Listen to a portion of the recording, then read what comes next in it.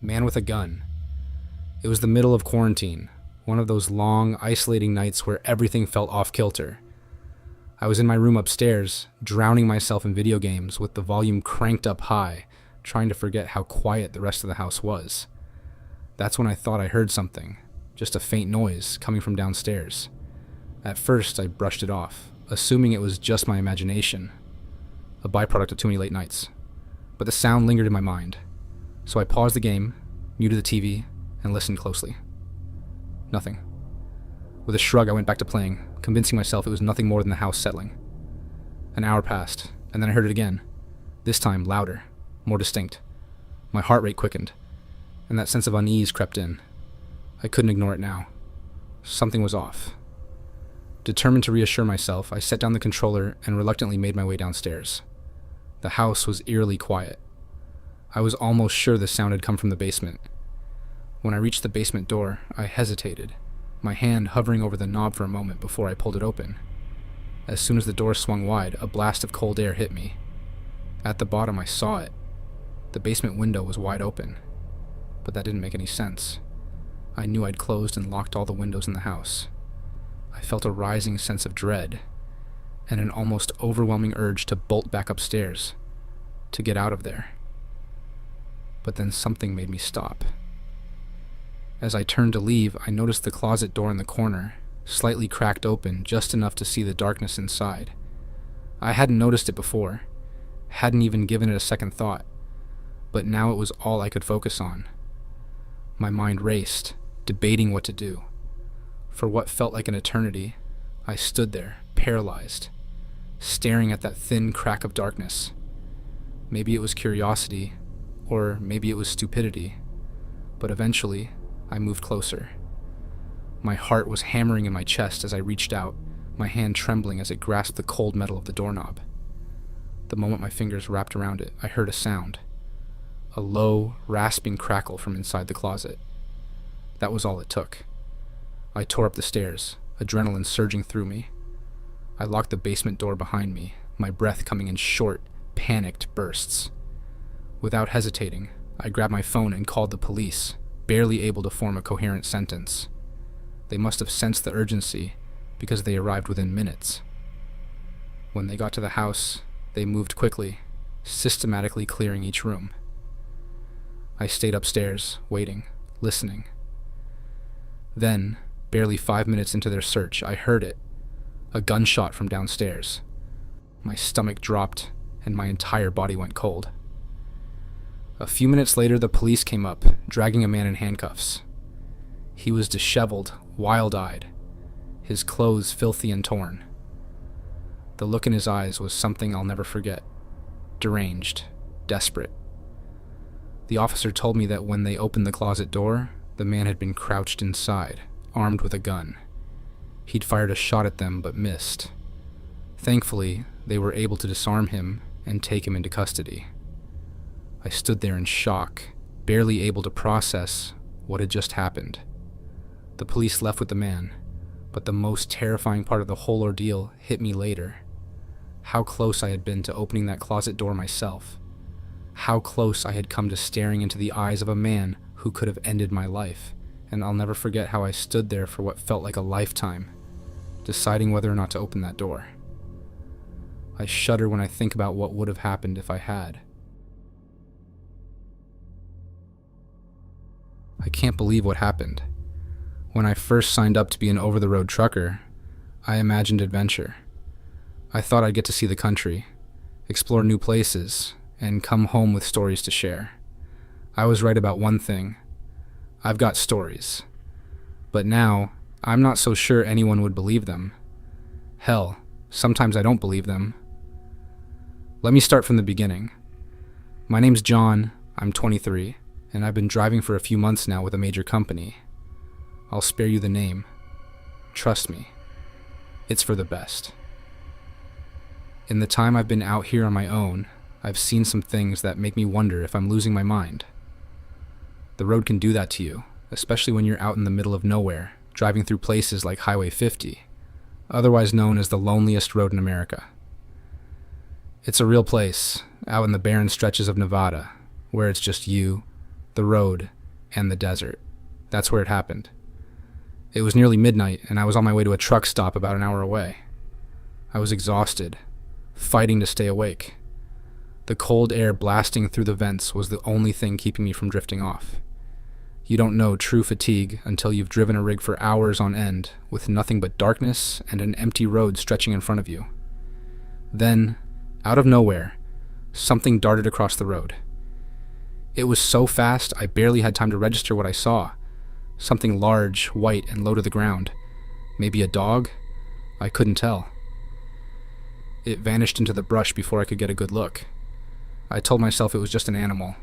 I've seen plenty of creatures scurry across the highway at night, and usually I don't give them a second thought.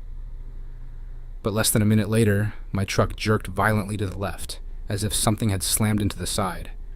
I fought to keep control, gripping the wheel, my heart racing as I swerved back into my lane. Once I'd slowed down, I pulled over at the next turnout to inspect the damage. I jumped out of the cab and walked around to the passenger side. That's when I saw it. A massive dent in the side of the trailer. It was huge, at least 5 feet wide, but there was no clear shape to it. Just a deep, concave mark that shouldn't have been there. My mind raced. Had I hit something? A boulder, maybe? But the desert was flat. No hills, no cliffs nearby. That's when I heard it. The sound of footsteps crunching on gravel behind me. I spun around and my stomach dropped. Standing about 50 feet away was something. It was huge, easily the size of a bear. But it wasn't a bear. It looked like a dog at first glance, but wrong, very wrong. It stood on 2 short, thick legs, its arms long and muscular, hanging past its knees. Its broad shoulders heaved with every breath, like it had just run miles. And its face was the worst part. The head was shaped like a wolf's, but its snout was too long, too sharp. And its eyes, those eyes were pure black, gleaming with something primal, something hungry. I was frozen, my mind blank with terror. The creature stared back at me, its chest rising and falling with heavy, ragged breaths. It was standing between me and my truck, my only way out. I don't know what possessed me, but after what felt like hours of silence, I managed to choke out, "You are one ugly motherfucker." For a second, it didn't move. Then, to my surprise, it snarled, but instead of charging at me, it turned. Slowly, it dropped onto all fours and lumbered off into the darkness. I didn't wait around to see if it would come back. The second it was gone, I sprinted to the front of my truck, flung myself into the cab, and locked the doors. My hands were shaking so badly it took me a minute to even start the engine. When I finally did, I floored it, though that's easier said than done in an 18-wheeler. I drove like my life depended on it, because for all I knew, it did. About half an hour later, I pulled into the truck stop. I parked, shut everything down, and tried to calm my racing heart. I wanted to believe it was over, that the nightmare was behind me. But every sound that night, every creak of the truck, every distant engine noise, had me jumping. I barely slept, terrified that thing would show up again, lurking just outside the window. I've been driving for months now, and I've had a few strange encounters, but nothing comes close to what I saw that night in Nevada. Sometimes I try to tell myself it was just my tired brain playing tricks on me, that I imagined the whole thing. But then I remember the dent in the trailer, and the footsteps behind me, and that creature standing in the moonlight, watching me. I've got more stories, but I think I'll stop here for now. All I can say is, be careful out there. You never know what's really lurking on those empty roads. The Goiânia accident. I was desperate. I thought I could pull something valuable out of the wreckage of that old abandoned hospital building. When Wagner and I dragged the metal canister out, it felt like we were holding some sort of prize. We hadn't imagined, not for a moment, what was hiding inside. I don't know what made us keep going once we started taking it apart, even as the sickness began to creep in. By the second day, Wagner was leaning against the wall, holding his stomach and retching. I could hardly feel my left arm anymore. swollen and red like it was blistering from within. But I kept working, convinced that the contents had to be worth it. That thing had been locked up tight. Then, finally, I pried it open. The capsule cracked with a small metallic snap, and I watched as a strange powder began to spill out. In the shadows of my cramped room, it shone bright blue. A hypnotic glow that was neither moonlight nor fire, but something between. It looked supernatural. I poked it with a screwdriver, my hands still shaking from the strange sickness that had settled into my bones, and managed to scoop a little pile of that powder into my hand. Wagner watched, pale and silent, as I tried to light it. The powder glistened like stardust. My mind was foggy from days of nausea, and it didn't occur to me that this was the stuff making us sick. We had no idea it could hurt us. How could something so beautiful be so deadly? When we sold the capsule to DeVere at the scrapyard, I thought we'd finally let it go. The powder was out of my life, but it was still in me. That sickness didn't leave. My hands started to fester, the skin peeling away in red raw strips. I don't remember the moment it happened, but eventually my left arm had to go. They took it off like it was dead wood, and I was left with an aching stump. But the worst was still coming. I started hearing people talking about DeVere, how he'd shown the powder to everyone, bragging about it like some kind of trophy. I heard how he'd drawn crosses with it, how he'd shared it like it was a gift, a miracle. And his daughter Leda had smeared it on her skin, enchanted by the glow. It breaks me, even now, knowing I was part of bringing that into her life. I can still hear her voice echoing in my mind. Laughter that was probably the last sound her mother heard before the horror started. Little Lade was just a kid, too young to know better. She wanted to show off her glowing skin, beaming with pride. But she had no idea she was holding poison close to her heart. They told me she'd smeared it on her arms, even her face. When they finally understood what the powder was, it was too late. People started dropping one by one. DeVere's wife, Gabriella, was the one to finally figure it out, and by then, the disease had already taken root in her too. The doctors couldn't even get near them without their Geiger counter's instruments screaming. They buried Lade in a coffin lined with lead and concrete. They say her skin was swollen and her hair had fallen out in clumps, her lungs and kidneys shredded by the sickness I had unwittingly given her. I wish I could say there was peace, but it wasn't like that. After Lade and Gabriella, more people fell sick. DeVere himself almost didn't make it, but somehow he survived. They burned everything, my house and DeVere's, scorched the ground, and swept away any trace of the powder's path through Goiânia. They'll tell this story in reports, in scientific journals and safety regulations, but they don't know what it's like to see something so bright and beautiful turn into death before your eyes.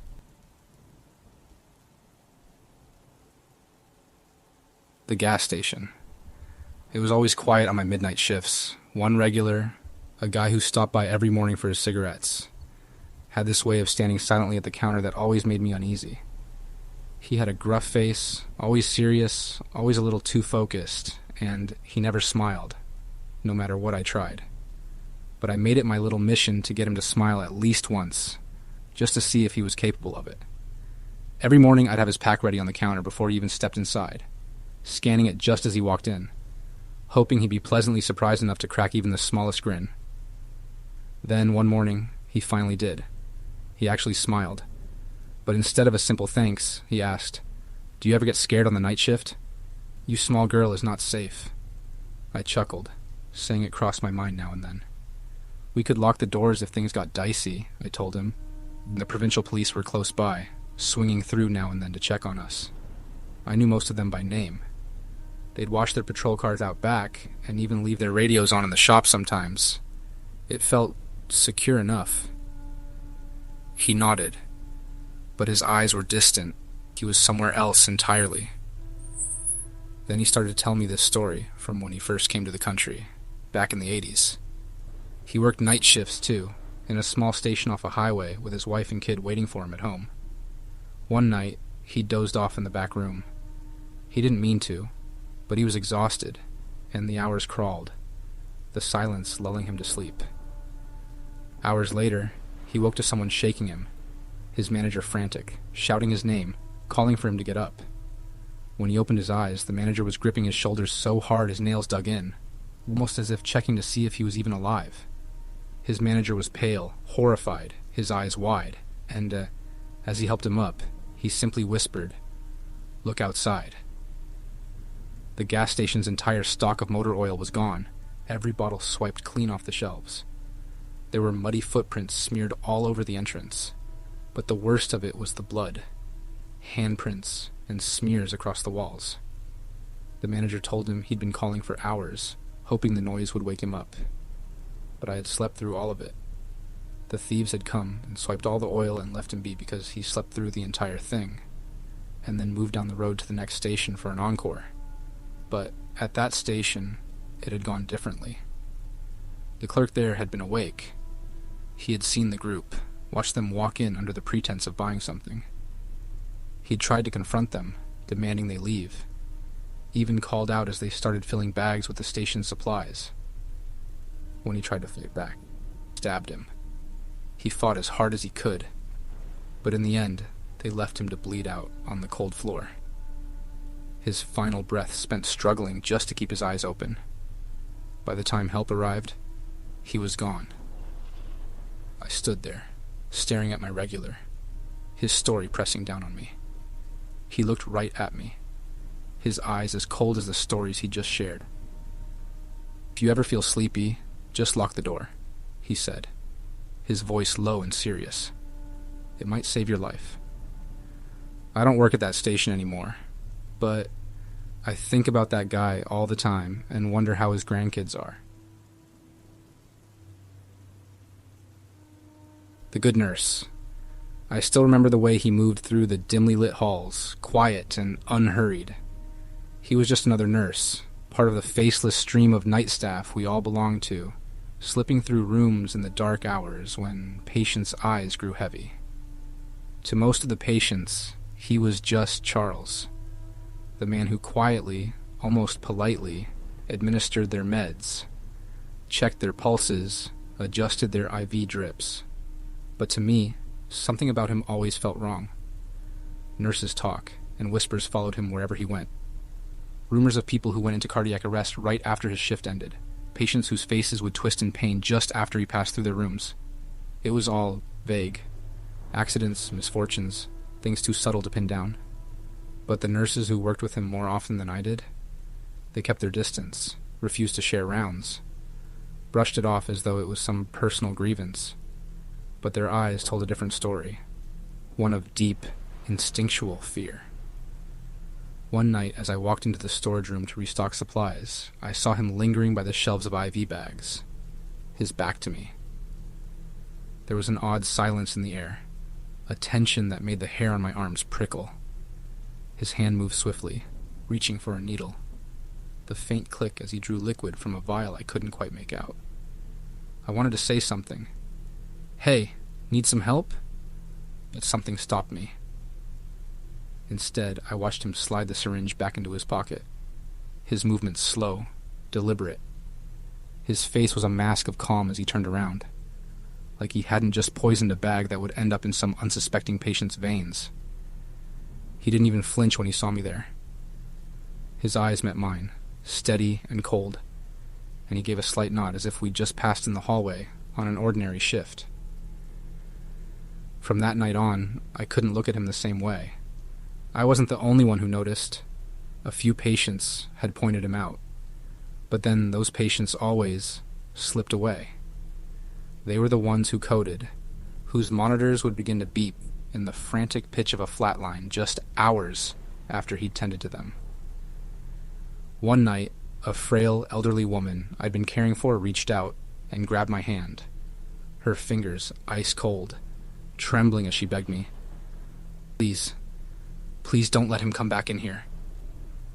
Her words cracked as she spoke, terror plain in her eyes, and I shushed her, promised she was safe. But just hours later, during Charles's round, she was gone, Her heart had stopped, her body pale and still as if the life had been stolen right from her. I wanted to scream, to demand answers, to drag him into the light where everyone could see the truth, but it felt impossible. He'd worked at so many hospitals, slipping through the cracks each time. No matter how many people quietly suspected him, no one did anything. Management dismissed complaints, brushed off concerns, such as paranoia or stress. After all, who would accuse someone of murder in the place meant for healing? It was a long time before he was finally caught, but by then, the damage was done. Hundreds of lives gone, their final breath stolen in the silence of the night. He confessed to some, not all, as if each life he took was just another tick mark in his mind. The hospitals covered their tracks, brushing off their complicity in the deaths that piled up under their watch. I sometimes wonder if he feels anything in that cold prison cell, if he's haunted by the faces of those he silenced in the night, or if, like a true predator, he only misses the thrill of the hunt. As for me, I can't step into a hospital without feeling that chill run through me.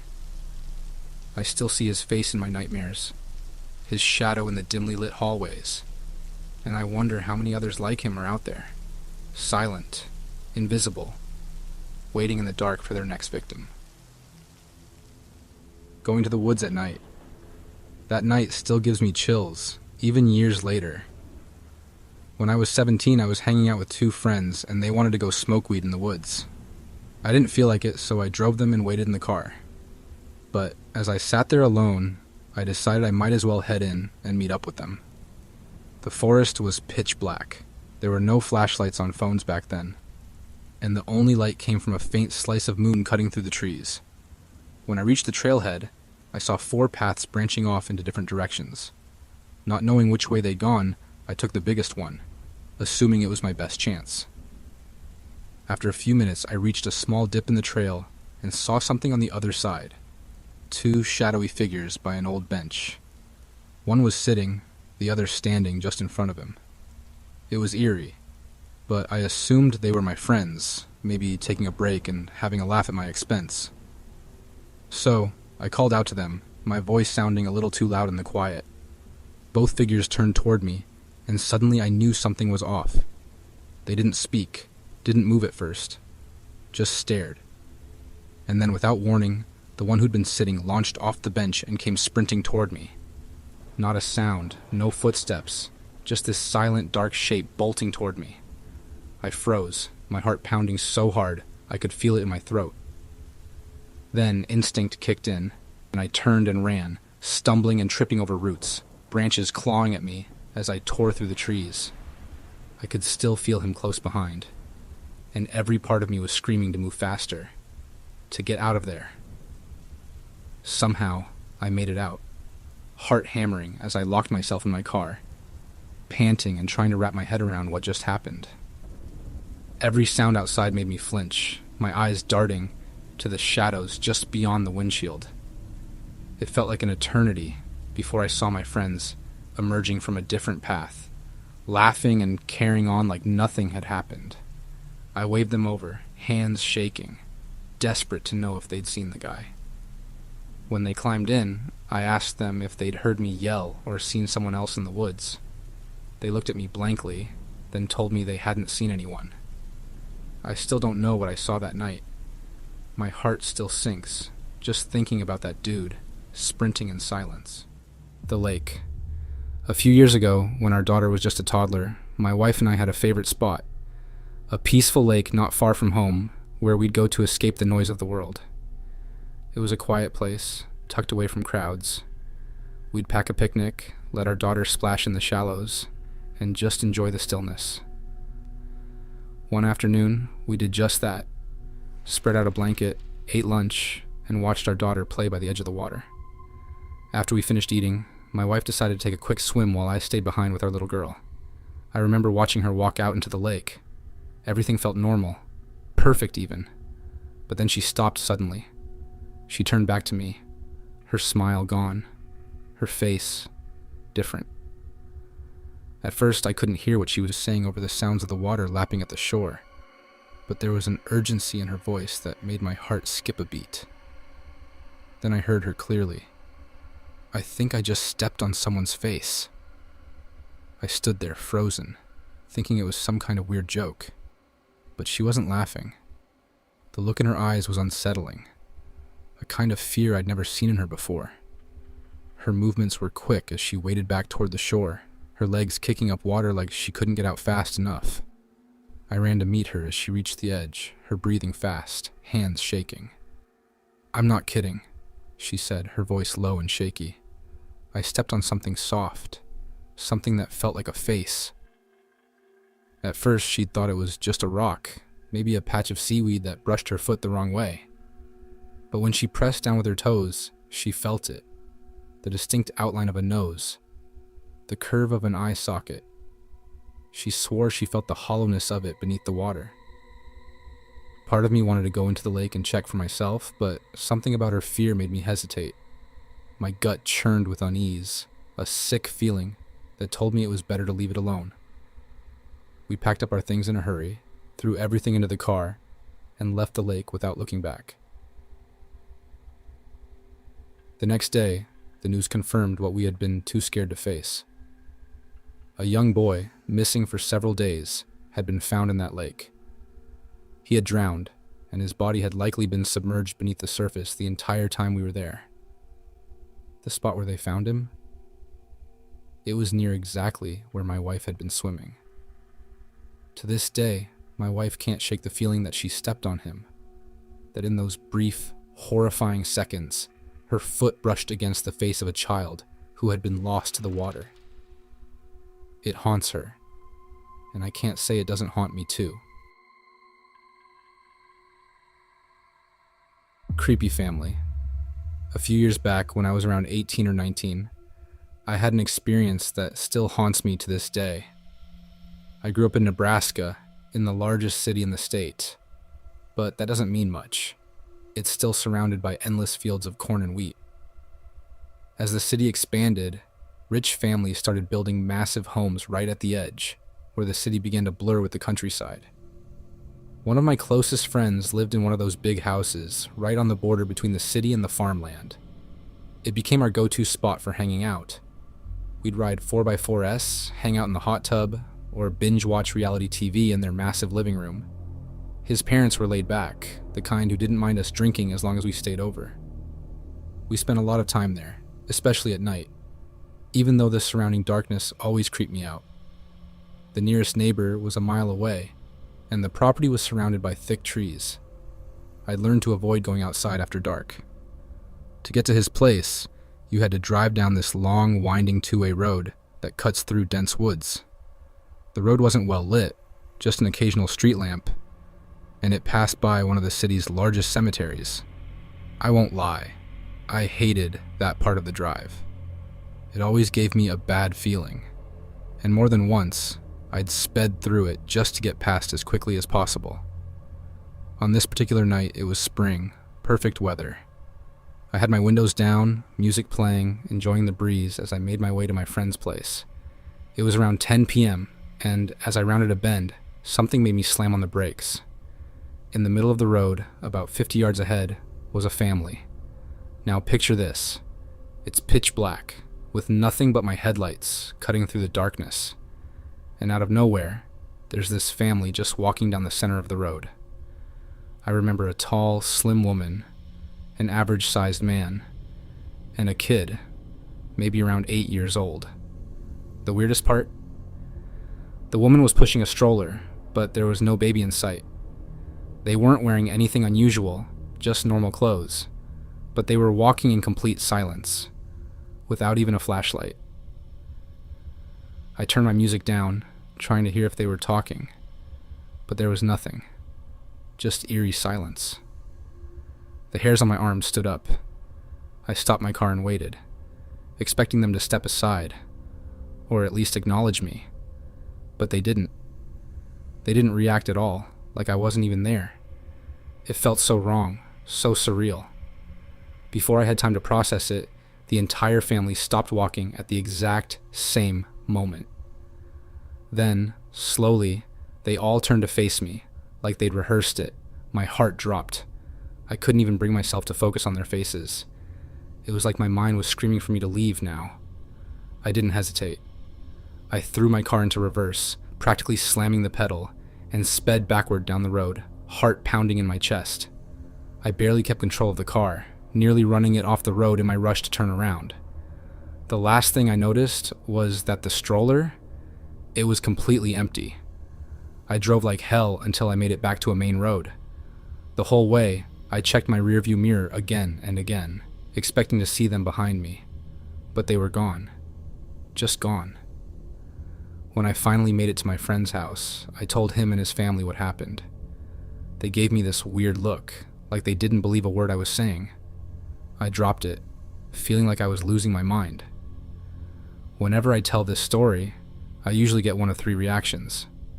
People think I'm making it up, they think I'm crazy, or they've had something similar happen to them. Honestly, I don't care if anyone believes me. I know what I saw. Hunting in the woods.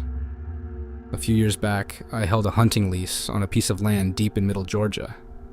It was an old hunting camp, long abandoned and tucked away miles down an overgrown dirt road. The place was so isolated, you could easily forget the rest of the world existed. It was, without a doubt, the most secluded place I had ever been. I'm not one to buy into superstitions or ghost stories, but this camp, it had an unsettling energy. The camp itself was surrounded by thick, endless woods. There was a locked gate at the entrance to the property, and a small, worn-out cabin sat in the middle of the clearing. More than once, we found the front door wide open, even though we were sure we had locked it before leaving. That alone was eerie enough, but it wasn't what really stuck with me. One particular evening, I went out to hunt solo near a small valley that ran along a creek bordering the property. We had set up a food plot there, and it was usually a good spot.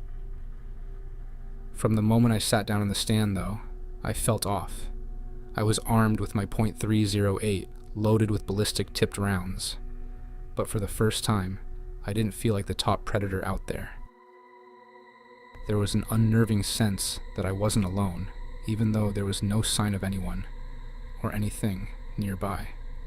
The forest was alive with its usual chorus of birds and critters, the normal symphony of the evening settling in. Then, suddenly, everything went silent.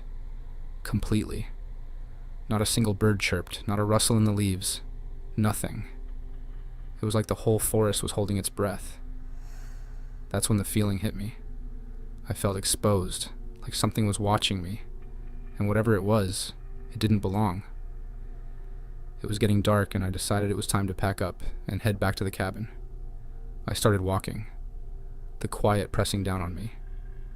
I kept telling myself it was nothing, just my nerves. But about 100 yards from the cabin, that feeling came rushing back, stronger this time. I felt it before I heard anything. Something was behind me. I spun around, my rifle up, and stared down the path. That's when I saw it. Standing in the middle of the trail, just barely visible in the fading light, was something. It wasn't a person, but it didn't look like a deer or any other animal I'd ever seen. It stood upright, bipedal, but its shape was all wrong.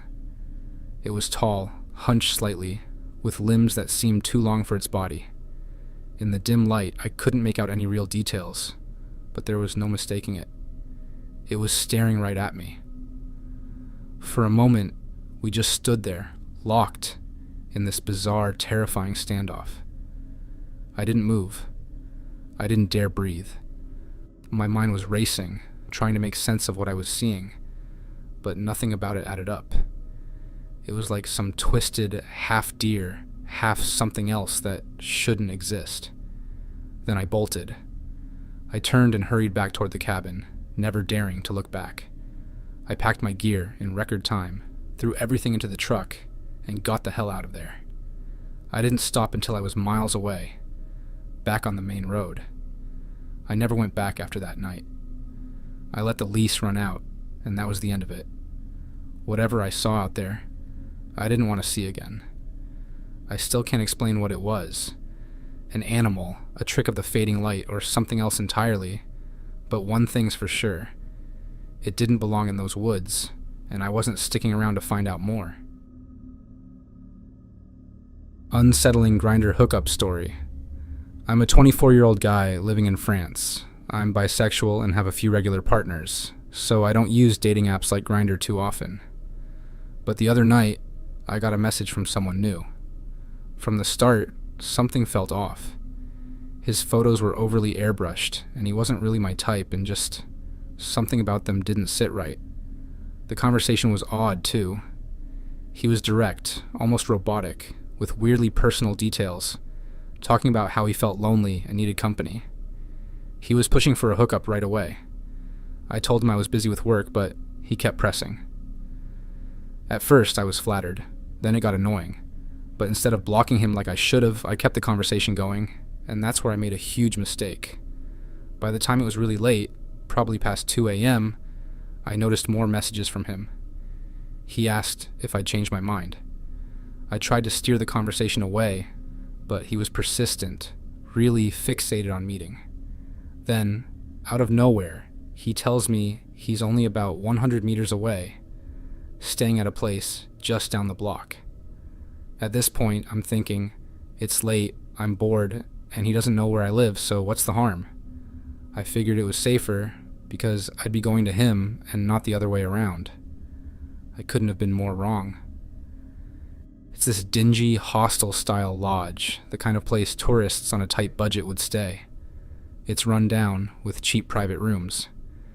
I hesitate at the entrance, telling myself I could still turn around, but I keep going.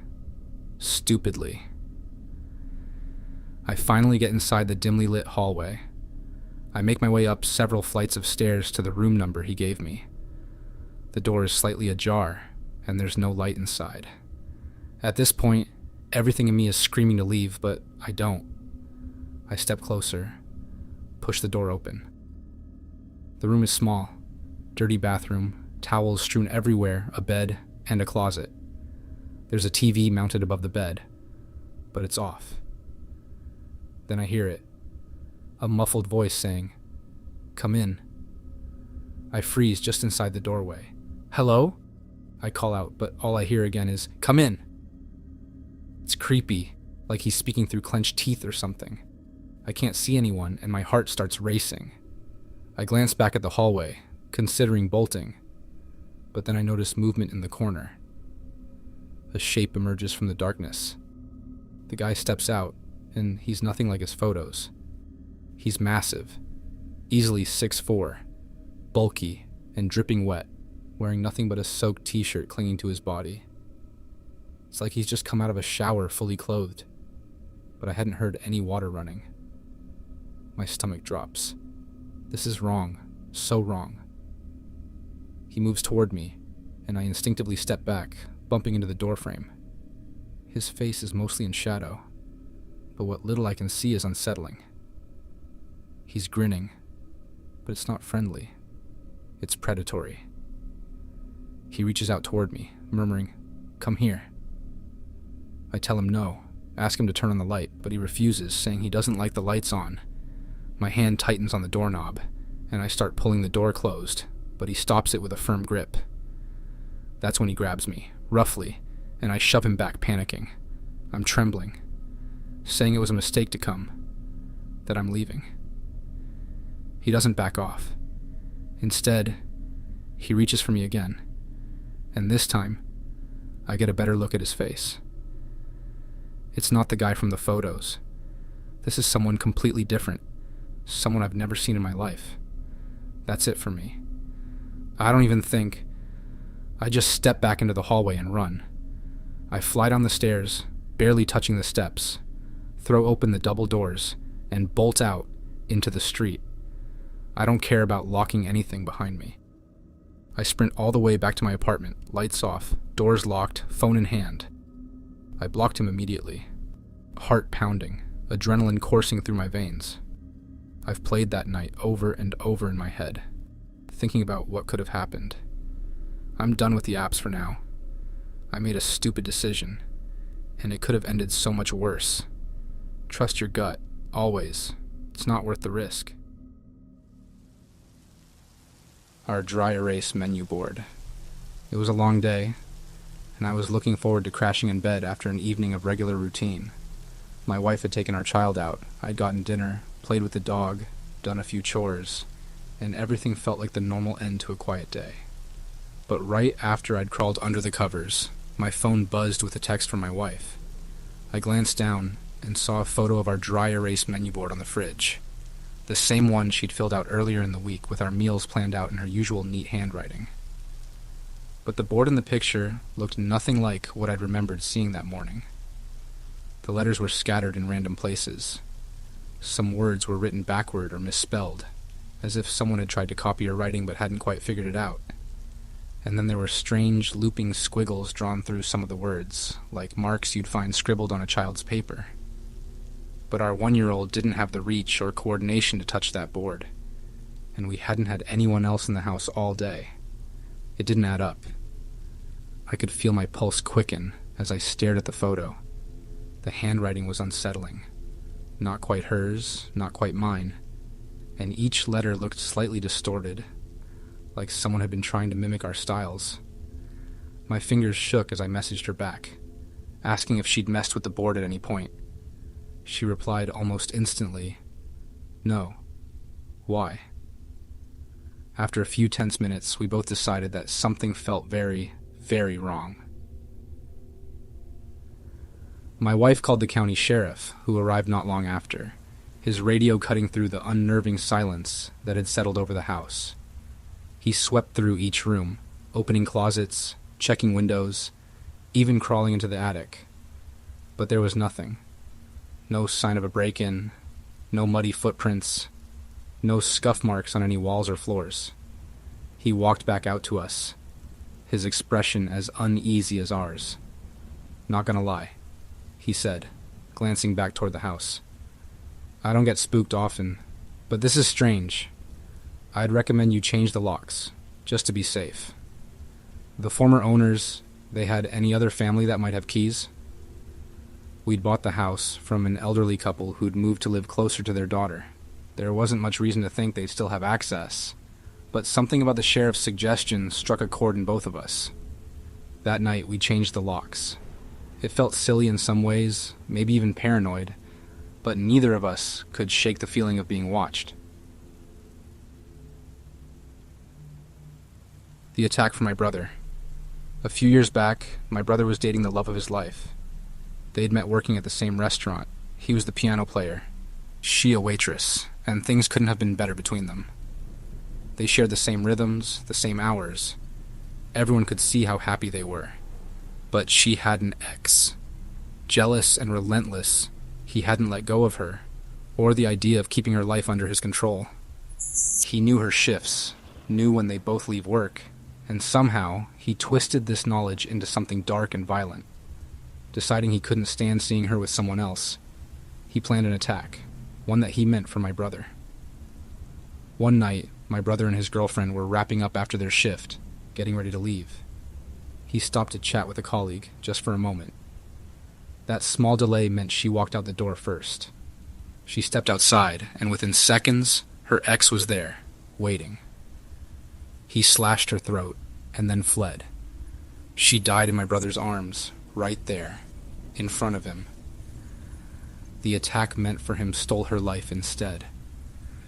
In the years since, my brother's life spiraled through grief, anger, guilt, an endless storm. He's been through therapy, faced his worst days, and somehow he's starting to find his way back. But I can't shake the terror of it, of how close I came to losing my little brother, and how much he lost because of one person's twisted mind. If I ever saw that man, I don't know if I could keep my hands off him, but he's locked up now, and as far as we know, he'll stay there for a long time. The taxi. I was 10 years old, and it was supposed to be an ordinary school day. My mom had mentioned she might take me to the doctor in the afternoon for a recurring issue with my eyes.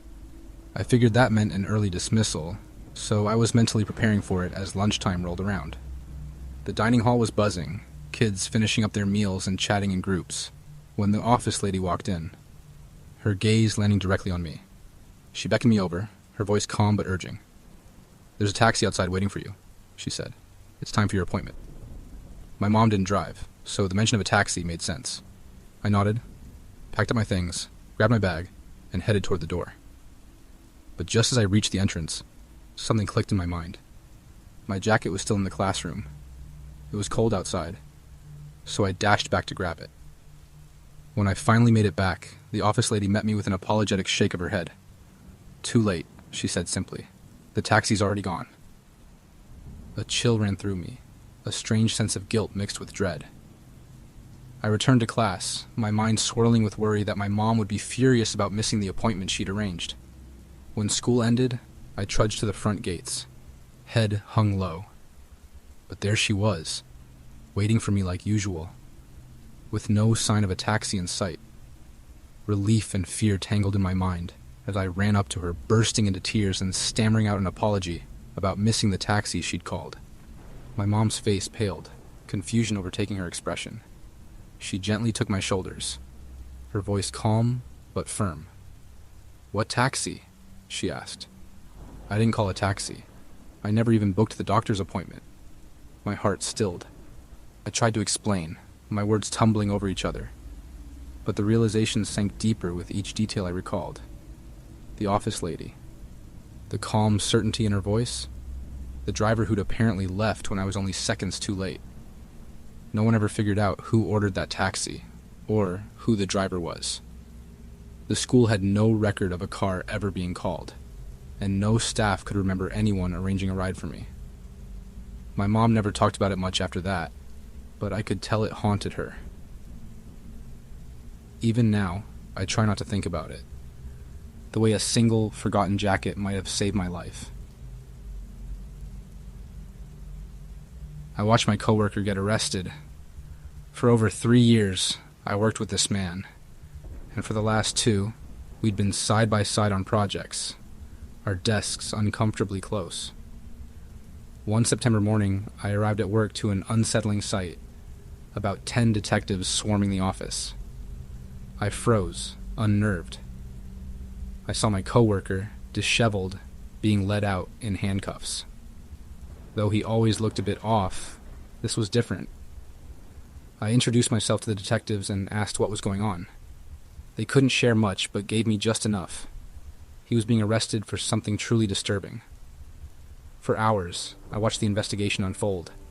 Detectives dismantled his workstation, combing through his belongings, snapping evidence photos, piecing together a puzzle that none of us knew had been forming. I was pulled aside to answer questions about him, his character, our interactions, anything unusual I'd noticed.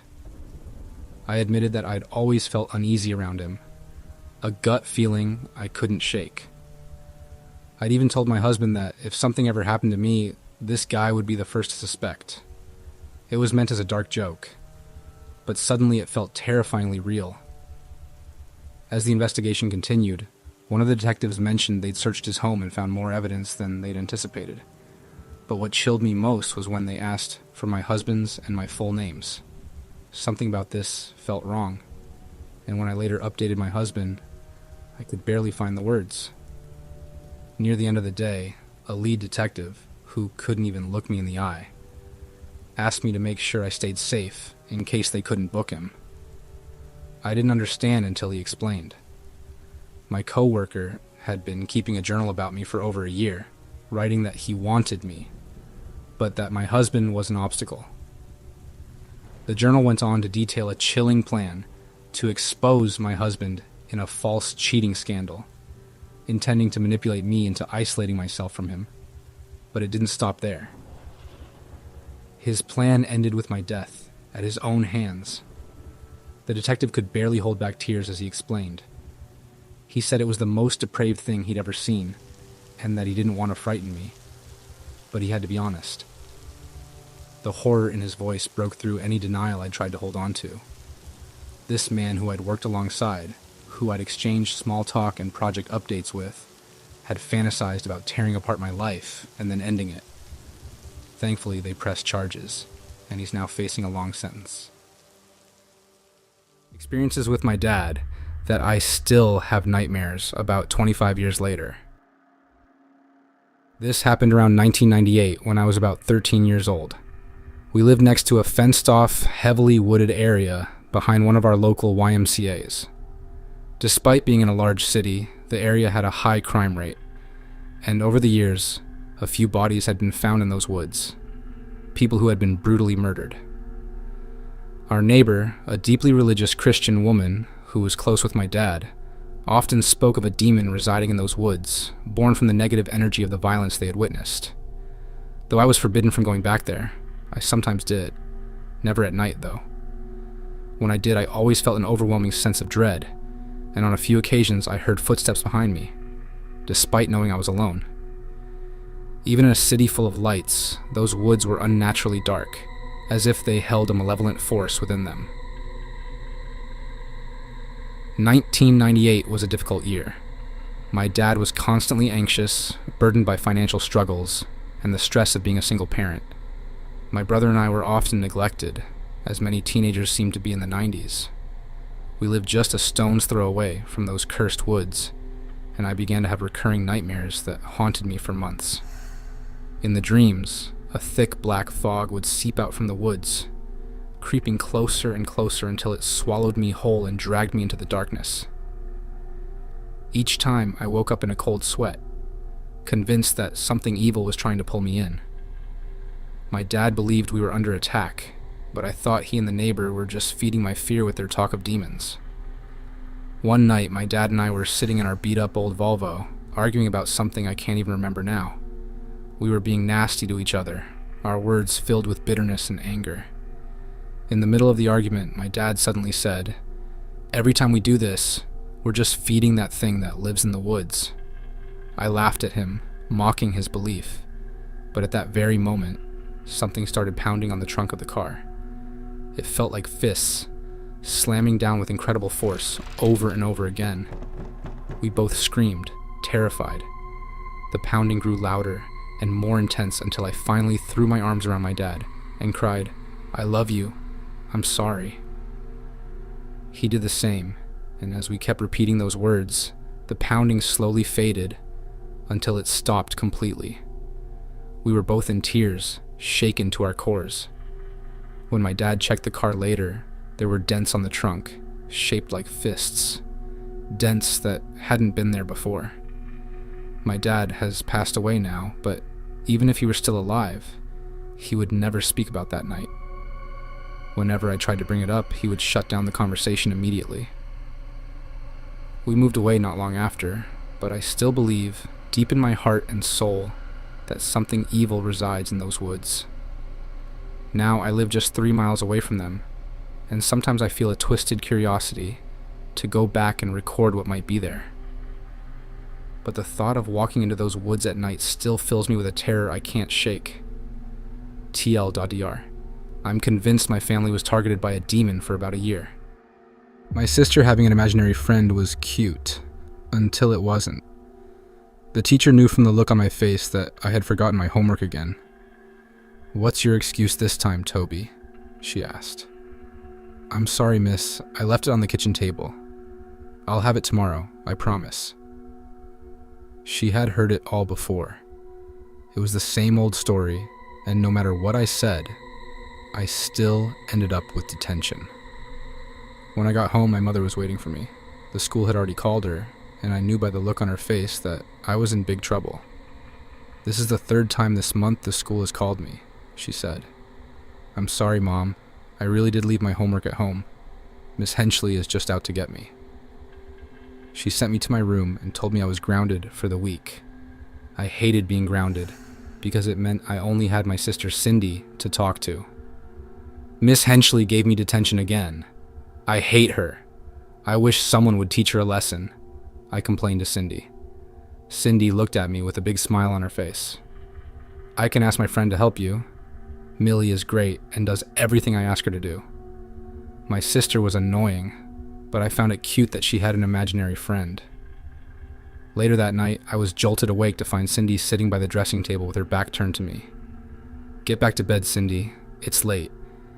If Mom finds you out of bed, I'll get in trouble. I hated sharing a room with my sister, who slept on the top bunk.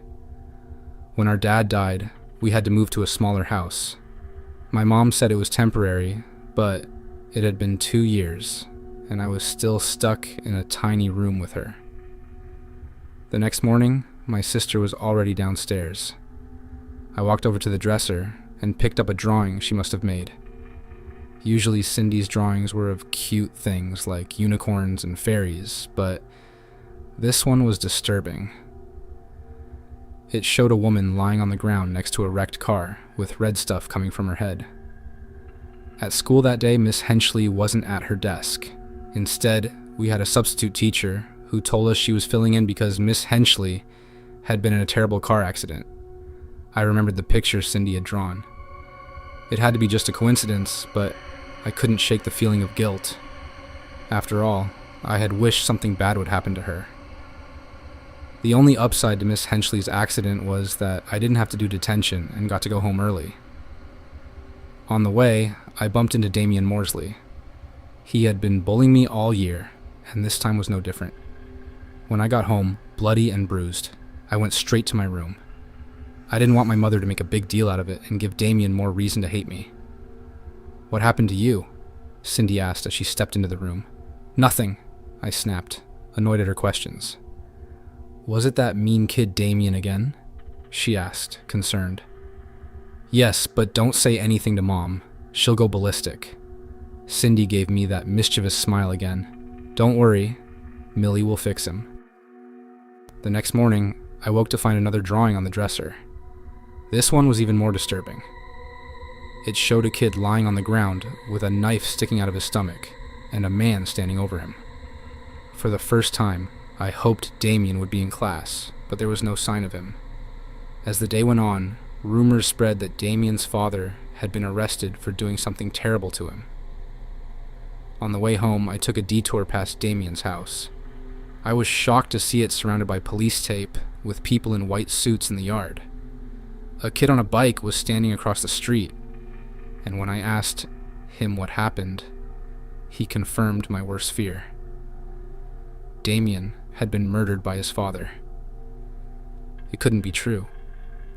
I refused to believe it, but 2 coincidences were too much to ignore. I ran home and called Cindy up to our bedroom.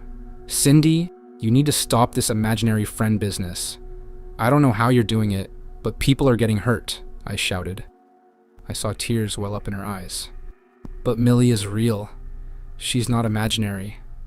You'll see," she said, breaking down in tears before running out of the room. That night, I fell asleep feeling guilty for yelling at my sister. I tossed and turned, plagued by restless sleep, until I was jolted awake. My sister was sitting at the dresser again. I shouted at her to get back to bed, but she ignored me and kept drawing. "Who are you talking to?" came a voice from above me. Startled, I turned to see my sister still in her bed. When I looked back, the girl at the dressing table was gone. I walked over to the dresser and found another drawing. A feeling of dread crept up my spine as I looked at the picture.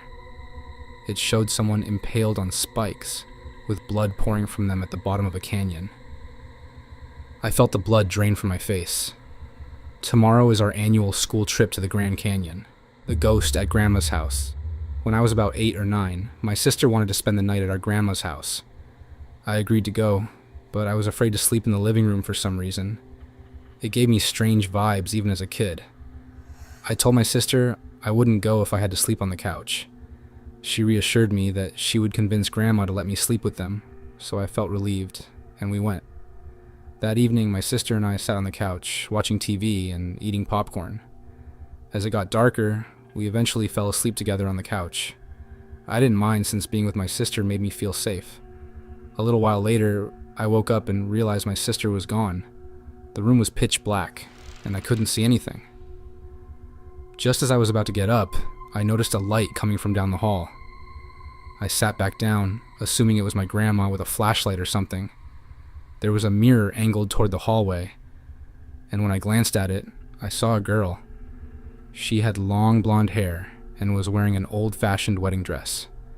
She looked about my age, and as I watched her, I felt an overwhelming sense of sadness in my chest. The girl walked down the hall and into my grandma's kitchen, then disappeared through the garage door. She passed right by me, but never once turned her head in my direction. I remember wanting to follow her, drawn in by the sadness I felt, but I couldn't bring myself to move. When her dress finally disappeared, I ran into my grandma's room and crawled into bed with her. At the time, I didn't fully understand what I had seen. I just thought I was imagining things. It felt like she wanted me to follow her, but I didn't. A few years later, my brother mentioned that he saw a girl in our grandma's kitchen, heading into the garage. That's when I started putting two and two together. Now, I wonder if she was trying to lead us to something inside that garage. I still don't know if I should investigate or let it be. It's been years, and my grandma still lives in the same house. She's never mentioned a ghost, and I doubt she knows about it. However, I do remember her telling us not to be in the garage alone, and she always kept the door locked. I've tried searching online for any similar stories, but I haven't found much. That's pretty much it. Just wanted to share my first encounter with a ghost.